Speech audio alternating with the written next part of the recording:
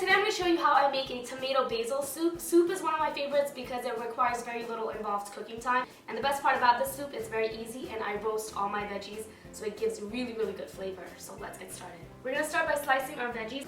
For the tomatoes, get the tomatoes on the vine just because they're a lot juicier and plumper than regular tomatoes. So we're just going to go and place our tomatoes on the tray. I'm using 2 baking trays because it's not going to fit. Just go ahead and put that. And then we're going to drizzle it with olive oil and a little bit of brown sugar to help with the caramelization.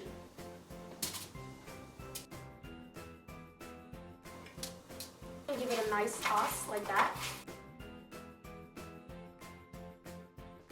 Okay, now this is ready to go in the oven at 400 degrees for about 40 minutes. Actually more like 30 to 35, but you want to keep an eye on your tomatoes and see how far they're roasting.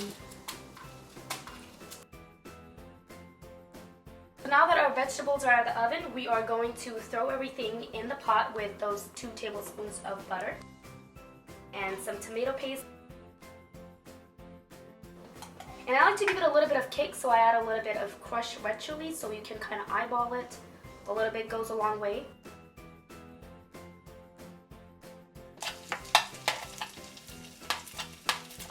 Come on, oh my god. Now at this point, just give it a quick stir. Add in some basil leaves. It's going to be so fragrant. And then pour in your chicken stock.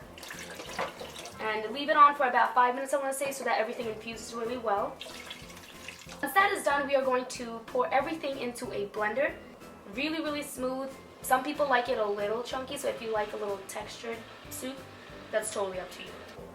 Our soup has pureed all the way through. We are going to pour it back in a pot. And at this point, we're going to add in our cream. And finish it up with a few basil leaves, and again just keep it on the stove for I want to say 2 or 3 minutes, and taste for salt at this point.